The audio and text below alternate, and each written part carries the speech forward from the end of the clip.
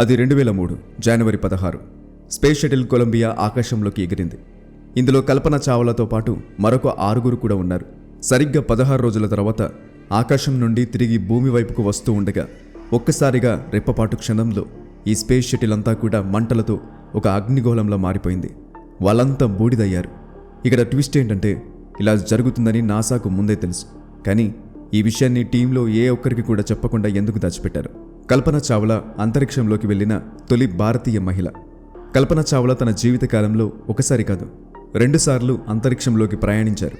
అంతరిక్షంలో కల్పన చావ్లా గడిపిన సమయం 31 రోజుల 14 గంటల 54 నిమిషాలు. కానీ బాధాకరమైన విషయం ఏంటంటే, ఫిబ్రవరి 2003లో అంతరిక్షం నుంచి తిరిగి వస్తూ ఉండగా తనున్న స్పేస్ షటిల్కి జరిగిన ప్రమాదంలో ఈమె చనిపోయారు. అయితే నాసా వంటి టాప్ ఏజెన్సీలో కూడా ఇలాంటి ఒక ప్రమాదం జరగటం అనేది తప్పకుండా ఆలోచించాల్సిన విషయం. సో కల్పన చావ్లా యొక్క మరణం కేవలం ప్రమాదవశాత్తు జరిగిన యాక్సిడెంటా లేదా పక్కా ప్రణాళికతో కూడిన కుట్రనా? ఈ ప్రశ్నలన్నిటికీ ఈ వీడియోలో మీకు ఆన్సర్ దొరకబోతుంది. వీడియో అయితే చాలా ఇంట్రెస్టింగ్గా ఉండబోతుంది. సో ఎక్కడ మిస్ అవ్వకుండా లాస్ట్ వరకు చూడండి. కల్పన చావ్లా 17 మార్చ్ 1962లో హర్యానాలోని చిన్న నగరమైన కర్నల్లో జన్మించారు. కల్పనకి ఒక అక్క అండ్ ఒక అన్నయ్య కూడా ఉన్నారు. తన ప్రైమరీ ఎడ్యుకేషన్ బాల్నికేతన్ స్కూల్లో కంప్లీట్ చేశారు.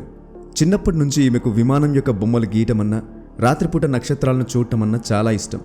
అలానే ఆమె పంజాబ్ ఇంజనీరింగ్ కాలేజ్ నుంచి ఏరోస్పేస్ ఇంజనీరింగ్లో బ్యాచిలర్స్ డిగ్రీని సంపాదించింది. తర్వాత 1979లో యుఎస్కి వెళ్ళిపోయింది. యుఎస్లోని ఎల్లింగ్టన్లో ఉన్న టెక్సస్ యూనివర్సిటీ నుంచి కల్పన 1984లో ఏరోస్పేస్ ఇంజనీరింగ్లో మాస్టర్ ఆఫ్ సైన్స్ డిగ్రీని కూడా పొందారు.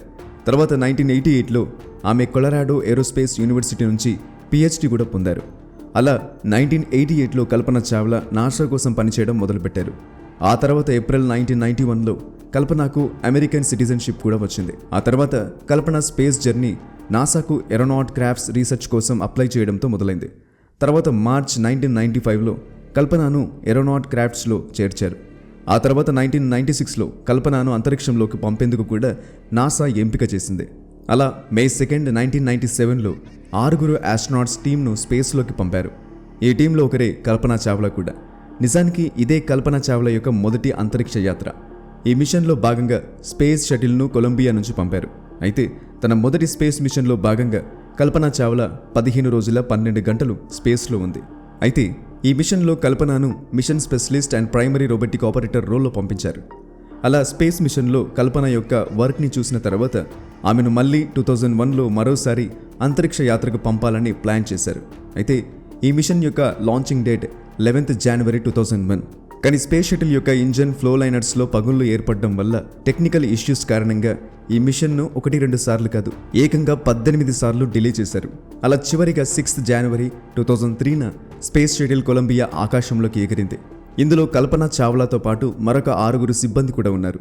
16 రోజులు అంతరిక్ష యాత్రలో ఉన్న తర్వాత ఆ స్పేస్ షటిల్ భూమి వైపు వస్తుంది. కాకపోతే భూమి యొక్క వాతావరణంలోకి ఎంటర్ అవ్వగానే ఒక్కసారిగా ఈ స్పేస్ షటిల్ అంతా మంటలతో ఒక పెద్ద గోళంలా మారిపోయింది.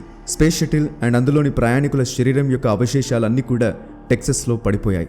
ఈ ప్రమాదంలో కల్పనతో పాటు ఆ 6 సిబ్బంది కూడా రెప్పపాటు క్షణంలో చనిపోయారు. అయితే అందరూ కూడా ఇది ఒక నిజంగానే ఒక పెద్ద ఘోర ప్రమాదం అని అనుకున్నారు. ఎందుకంటే ఇందులో కల్పనతో పాటు 6 సిబ్బంది అంటే మొత్తం 7 మంది ఆస్ట్రోనాట్స్ మరణించారు. కానీ నిజానికి ఇది కేవలం అనుకోకుండా జరిగిన ఒక యాక్సిడెంట్ మాత్రమే కాదు. ఎందుకంటే జనవరి 16, 2003న చేసిన ఒక పెద్ద తప్పు కల్పన మరణానికి కారణమైంది. నిజానికి ఈ మిషన్ను ప్రారంభించక ముందే 2001 నుంచి ఈ స్పేస్ షటిల్లో చాలా టెక్నికల్ ఎర్రర్స్ అనేవి ఉన్నాయి. అందుకే ఈ మిషన్ 2003 వరకు కూడా డిలే అవుతూనే వచ్చింది. అయితే ఎన్నిసార్లు టెక్నికల్ ఇష్యూస్ రావడం నాసాకి కూడా తెలుసు, ఇందులో ఏదో పెద్ద సమస్య ఉందని. కానీ నాసా ఈ మిషన్ను ఆపేయకుండా కేవలం ఆ టెక్నికల్ ఎర్రర్స్ను సాల్వ్ చేసి షటిల్ను 16 జనవరి 2003న అంతరిక్షంలోకి పంపారు.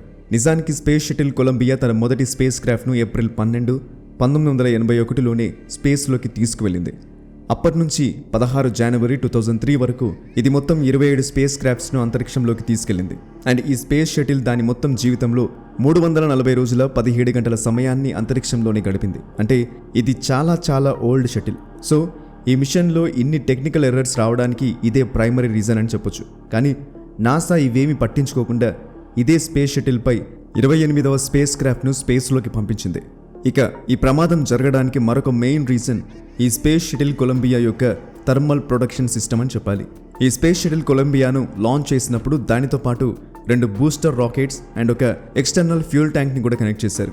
అయితే షటిల్ యొక్క ఈ ఫ్యూల్ ట్యాంక్ పూర్తిగా థర్మల్ ఇన్సులిన్ ఫోమ్తో కప్పబడింది. ఎందుకంటే ఈ ఫ్యూల్ ట్యాంక్లో ఫ్యూల్ అనేది liquid hydrogen and liquid oxygen రూపంలో ఉంచబడుతుంది. అండ్ ఈ ఫ్యూల్ అనేది చాలా తక్కువ ఉష్ణోగ్రత వద్ద మాత్రమే లిక్విడ్ ఫామ్లో ఉండగలదు. అందువల్ల బయట నుండి టెంపరేచర్ లోపలికి వెళ్లకుండా ఉండటం కోసం ట్యాంక్ మొత్తాన్ని థర్మల్ ఇన్సులిన్ ఫోమ్తో కవర్ చేస్తారు.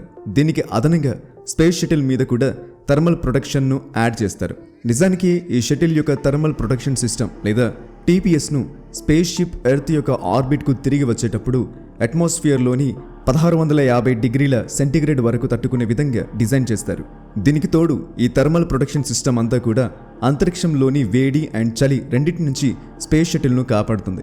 ఈ టీపీఎస్ ఆర్బిటర్ యొక్క మొత్తం ఉపరితలాన్ని కవర్ చేస్తుంది. అంటే స్పేస్ షటిల్ యొక్క ప్రతి భాగం డిఫరెంట్గా వేడిని తట్టుకోవాల్సి ఉంటుంది.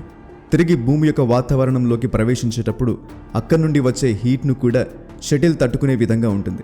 సో ఈ టెంపరేచర్స్ ఆధారంగా షటిల్ యొక్క థర్మల్ ప్రొటెక్షన్ సిస్టమ్ డిజైన్ చేయబడి ఉంది.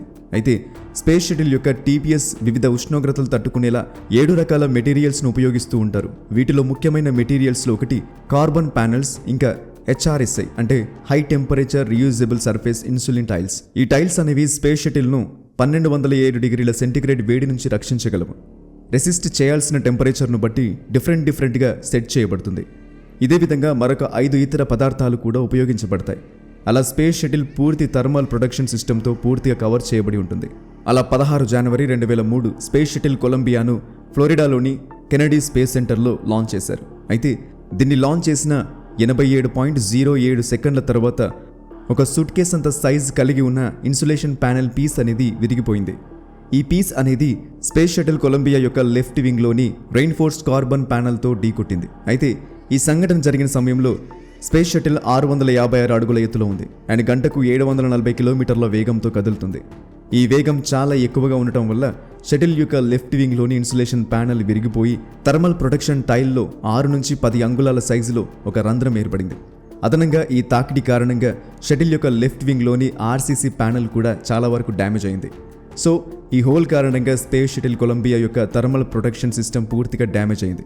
అండ్ ఇలా జరగడం వల్ల షటిల్ ప్రమాదానికి గురవుతుందని నాసాకు కూడా తెలుసు. కానీ ఈ విషయాన్ని మిషన్లో ఉన్న సభ్యులకు అస్సలు ఇన్ఫార్మ్ చేయలేదు. అలానే 16 రోజుల పాటు కల్పన చావ్లా అండ్ మిగిలిన సిబ్బంది అంతరిక్షంలోనే గడిపారు.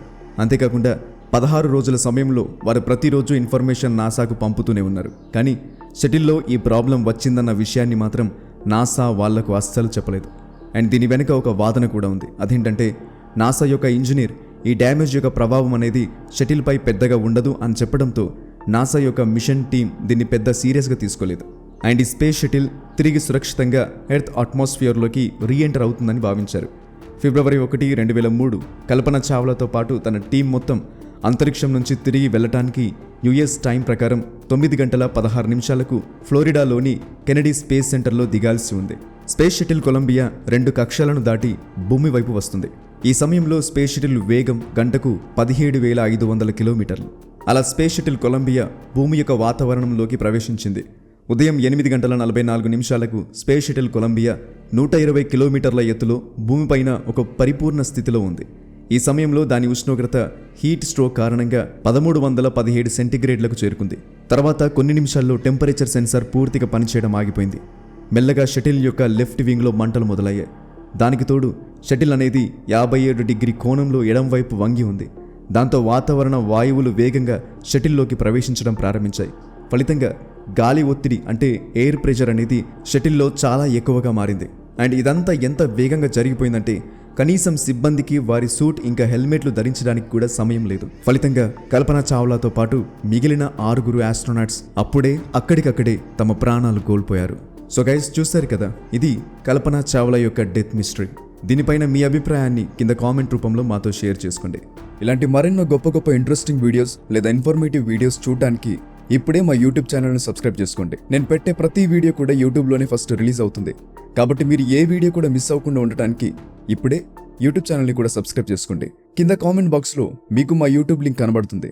అక్కడ క్లిక్ చేసి వెంటనే మా ఛానల్ని సబ్స్క్రైబ్ చేసుకోండి. ఇలాంటి గొప్ప వీడియోస్ మీరు మిస్ అవ్వకుండా ఉంటారు.